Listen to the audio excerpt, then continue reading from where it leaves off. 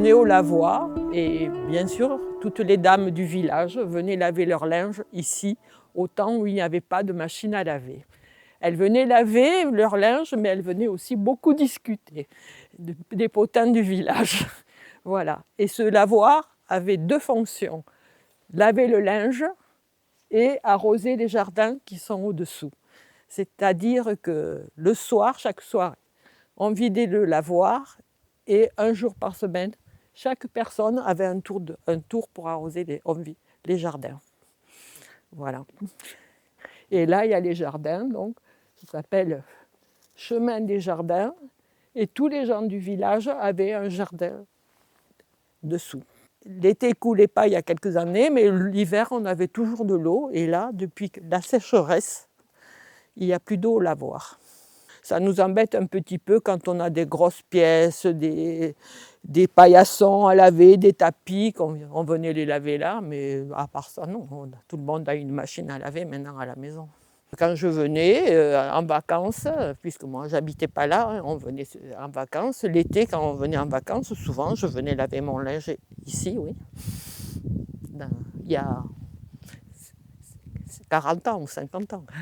On rencontrait les dames du village, on apprenait ce qui se passait au village, les deux.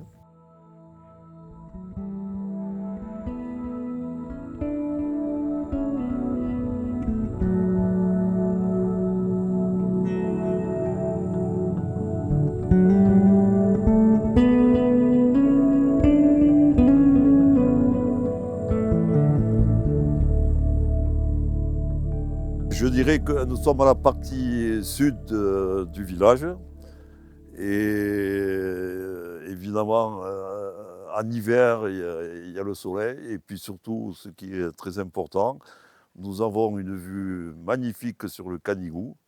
Je crois que peut-être je vais être un peu chauvin, il y a très peu d'endroits où on voit aussi bien le Canigou puisque nous sommes un petit peu surélevés, donc nous avons une vue magnifique. Et c'est ça qui fait peut-être un petit peu le charme d'Arbousol et que beaucoup de personnes tiennent à venir ici parce qu'il y a une vue magnifique. En face, nous avons donc toute la chaîne des Pyrénées, là, avec tous les villages environnants, à commencer par les villages de la Baronnie. La Baronnie, donc c'était les villages de Joc, Espira, Finestré, là, qu'on voit ici sur cette table d'orientation. Et cet endroit, pour nous, Arbousol, a beaucoup de charme, puisqu'il fait beaucoup de vent, souvent à Arbousol, et c'est relativement abrité. Donc nous avions l'habitude, quand on était jeune, de venir jouer à la pétanque ici, sur cette partie sud, où il ne faisait pas de vent, et tous les anciens, il n'y a même pas très très longtemps, jouaient à la pétanque. Et en été, ils allaient jouer au terrain de boules qui était à la partie nord du village. À Béar-Boussole, effectivement, on a toujours aimé jouer aux boules. Il y avait même des personnes, je me rappelle, qui avaient 98, voire 100 ans, qui venaient jouer aux boules. Et c'est vrai que même actuellement, il y a toujours le terrain de boules qui a été aménagé à l'entrée du village. Et les jeunes, les anciens jouent toujours à la pétanque. Et le lendemain de la fête, il y a un concours où tout le monde participe et où on est relativement nombreux avec beaucoup d'enfants qui aiment jouer à la pétanque. C'est vrai que quand on était plus jeune, peut-être ça avait moins d'importance. Mais maintenant, je crois que les gens aiment, se baladent beaucoup plus. Et donc de venir ici, de faire le tour du village à Arbousol et de s'arrêter devant cette vue splendide du Canigou, c'est vrai que pour nous, c'est très important. Je crois qu'effectivement, cette partie sud est très prisée par rapport aux gens. Il y a beaucoup de gens, puisqu'on l'a déjà dit, qu'il y a beaucoup de randonnées à Arbousol. Et la plupart des gens viennent ici pour avoir une vue.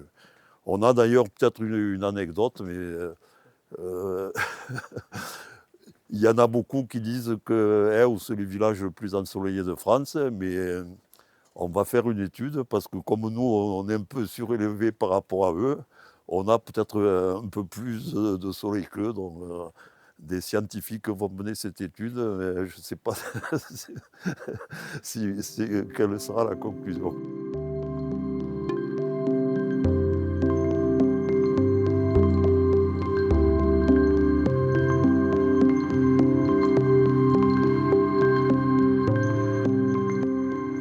Ce banc servait aux dames des pétanqueurs.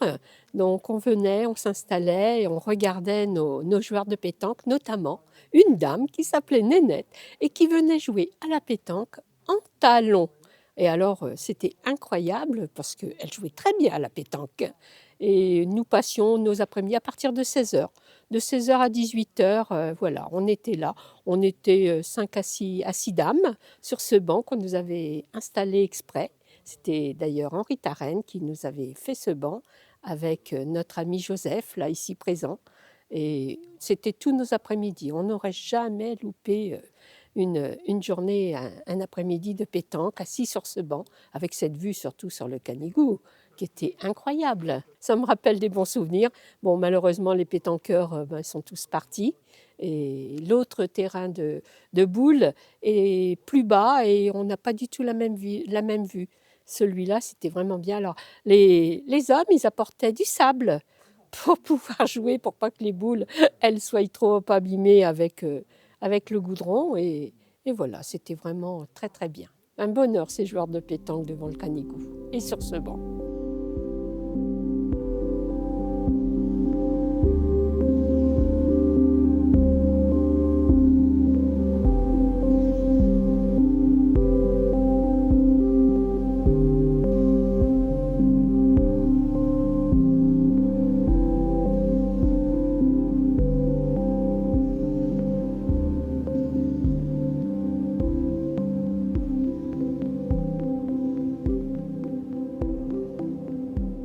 Je vais vous parler de la tour de Gué ou la tour de Signaux d'Arboussol. C'est une tour qu'on a mis longtemps à répertorier. Souvent, parce que moi je suis passionné de patrimoine et de l'histoire du Moyen-Âge du village, je passais voir les anciens où je leur demandais où était la tour, et en catalan ils me disaient tout le temps "Jo no sé une tête la tour".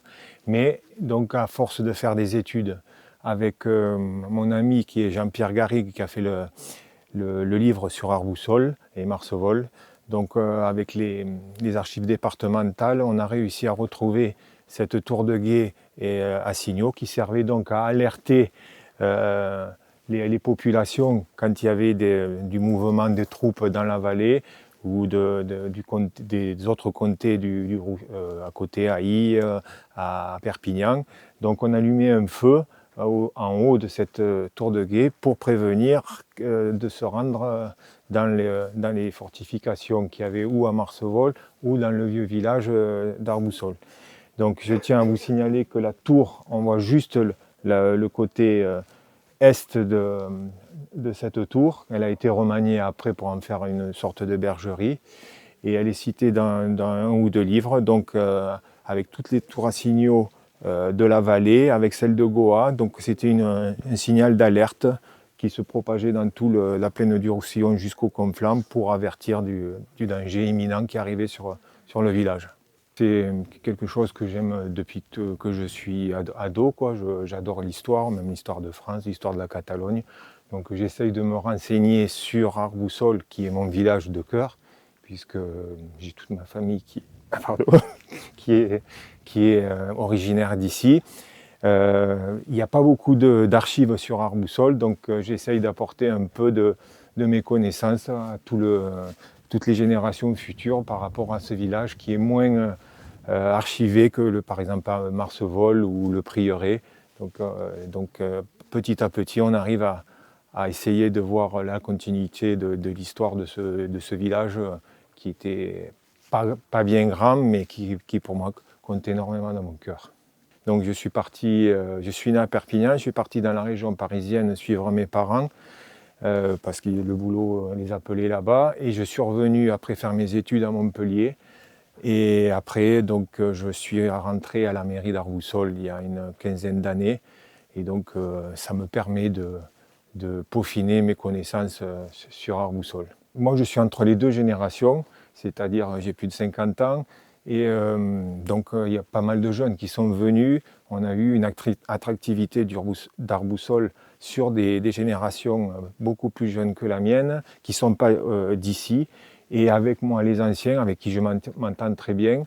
Donc, j'essaye de tout le temps qu'il y ait une bonne ambiance dans ce village, avec toute la variété de population et d'âge qui la composent. On essaye d'intégrer tout le monde avec ses différences et voilà, donc, et maintenant, Arbousol a une bonne, je dirais, est vraiment à un statut de village paisible et où il fait bon vivre.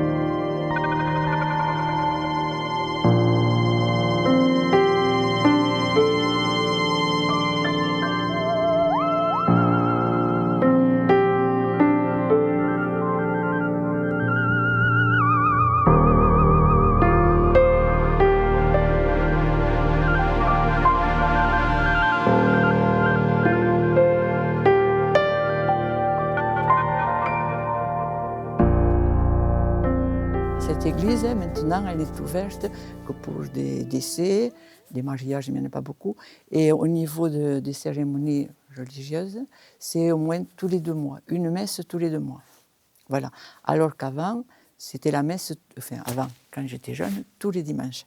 Et en principe, tous les enfants du village venaient, c'est-à-dire que tout le monde allait à la messe, sauf certains, bien sûr, qui n'étaient pas croyants, enfin bref, voilà. Donc c'était surtout des souvenirs d'enfance, puisque maintenant, l'église est pratiquement fermée. C'est peut-être les messes qui se disaient en latin. Les curés étaient habillés, comme on dit maintenant, je ne sais plus comment, enfin bref. Les enfants de chœur autour, qui étaient aussi, je me souviens, ils avaient une robe rouge et un surplis blanc dessus.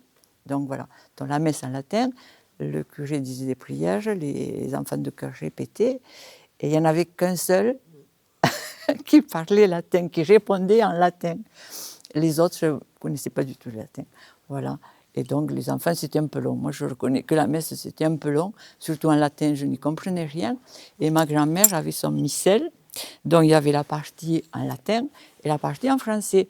Et comme je m'ennuyais, elle me disait, lis à côté, tu comprendras. Bon, je ne comprenais toujours pas, mais voilà. Et le souvenir que j'ai, il y avait une tribune en haut, et c'était les hommes qui étaient là-haut et les femmes en bas. Et je me souviens, il y avait des hommes qui chantaient, ils avaient une voix magnifique. Je me souviens de ces voix, dont les hommes chantaient, les femmes répondaient. Voilà, je me souviens surtout de ça. Après, bien sûr, c'est là que je me suis mariée. Voilà. C'est quand même important. Si c'est important. Ça fait quelques années, on ne dira pas le nombre d'années. Voilà, c'est des souvenirs comme ça. Après, il y a des souvenirs heureux, et puis, plus tristes, disons. Hein. Il y a eu des baptêmes. Ma fille a été baptisée ici aussi. Moi aussi. Voilà. Ouais. Nos parents, entre eux, parlaient catalan. À nous, ils nous parlaient français. Et nous, on parlait français.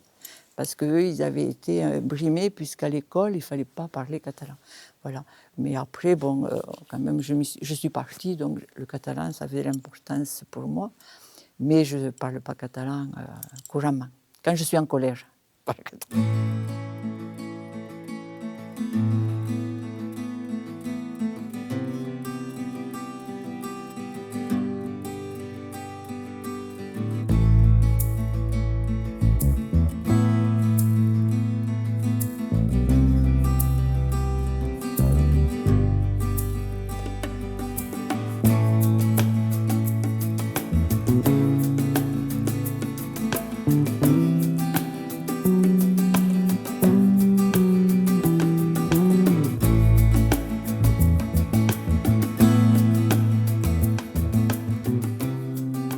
Donc on a créé à peu près 14-15 ans une association qui s'appelle Associació dels Camins i dels Horts i del Roc Rodon. Donc au début on était une bande de copains, on va dire à 4 ou 5. Et petit à petit, de plus en plus de monde nous voyait faire ces chemins. Et on dit mais pourquoi pas venir avec toi Christophe, refaire ces chemins. Elle a pris de l'ampleur, on était puis 10, 20, 30, donc on a dû encadrer on va dire, ce débroussaillage de chemins du Moyen-Âge et même plus récents. Donc on a créé cette association à but donc, de remettre en place tous les chemins de randonnée de la commune.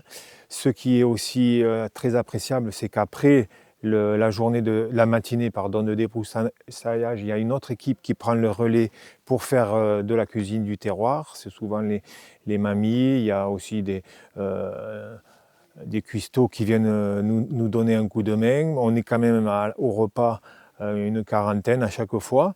On invite aussi bien sûr tous les anciens pour créer aussi ce lien social. Du coup, voilà, c'est une association qui marche vraiment bien. En plus, comme maintenant, il y a beaucoup la randonnée s'est vraiment développée, donc tous les gens de la plaine viennent la semaine randonner sur nos chemins. On a créé quand même 4 boucles qui sont géolocalisées, qu'on peut consulter sur le site de la commune et de la communauté de communes. On a créé un sentier des églises qui va donc de Marcevol jusqu'à Eus, puisque quand même on a un patrimoine religieux assez important, avec des céramiques qui représentent toutes les églises au long du chemin. On a quand même aussi le GR qui passe à Marcevol et qui va jusqu'au Canigou. Et on avait avant le tour du Fenouillette qui a été un peu débalisé, mais qui passe par Arboussol. J'ai bien vu à peu près quand est-ce qu'il y a eu l'abandon des chemins, donc depuis qu'il y a la voiture. Donc je pense que depuis les années 50-60, plus personne empruntait ces chemins. Donc ils étaient vraiment complètement oubliés, parce qu'on retrouve des arbres, des alzines vraiment de gros tonnage sur les chemins. Et donc on voit que ça a été abandonné, je pense, dans les années 50-60. Et donc on les a remis au goût du jour et c'est vraiment une activité familiale, parce que ce sont des chemins quand même assez accessibles pour les familles. C'est maximum 4 heures les boucles, il y a 200 à 300 de dénivelé positif maximum, donc c'est vraiment agréable de les emprunter en famille. Je fais des grosses randonnées sur les cimes du Pyrénées oriental, mais bon, c'est vrai que ça développe le village, la connaissance des gens qui viennent à Arboussol. On n'est pas quand même un village très très connu, et grâce à ce chemin, on a pu développer une activité qui met en valeur Arboussol et Marcevol.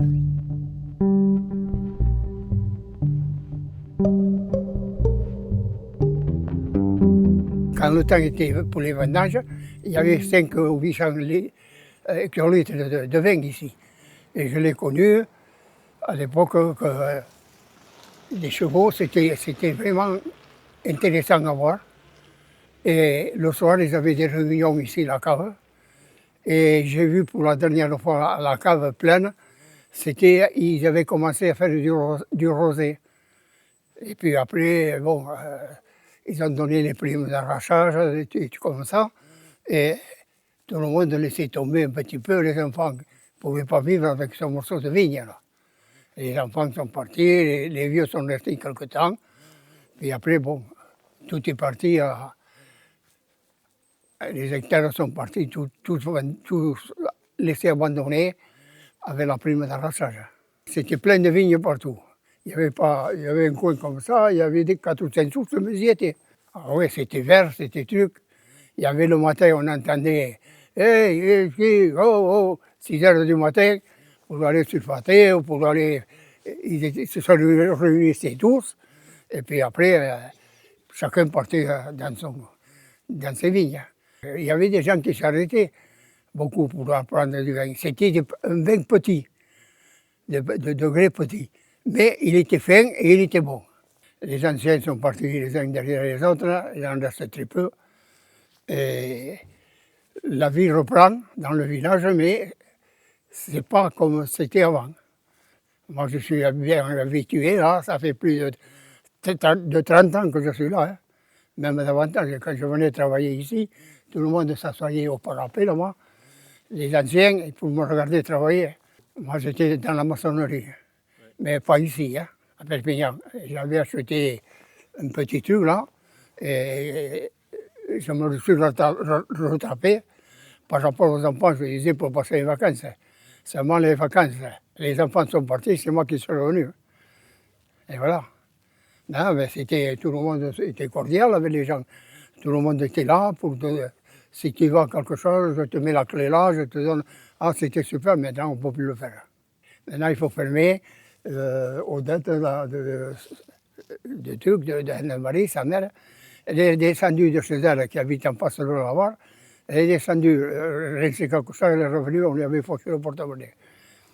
Avant, ça ne serait jamais arrivé, ça. Avant, tout le monde était là, si tu as besoin, si tu n'as pas peur, tu viens, tout le monde était là, hein, pour vous donner la main.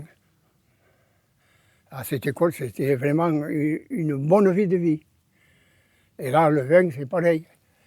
Le soir, ils se retrouvaient à la cave, là, au fond de la salle, là-bas, avec des yeux comme ça, une fumée qui sortait de la cheminée. Et ils étaient tous là, bien habillés, hein, parce qu'il faisait froid. Et ils discutaient. Et ça passait le temps, et le lendemain, c'était tout fini.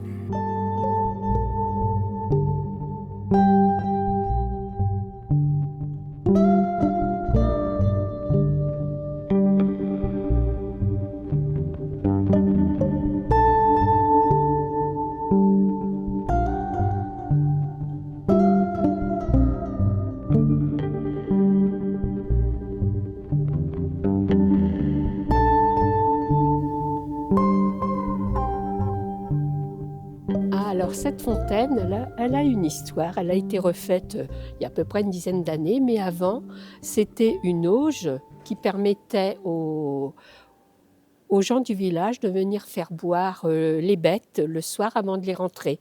Et donc c'était carrément l'auge avec des grosses pierres, ce qui fait que quand le conseil municipal a décidé de refaire cette jolie place, on a modifié cette fontaine. Moi, je la trouve très jolie, elle est en granit. Et donc, maintenant, évidemment, elle ne sert plus pour faire boire les animaux. Elle est seulement très jolie, mais elle sert à tous les randonneurs qui ont de l'autre côté de l'eau potable et pour lequel ils peuvent venir remplir leur gourde.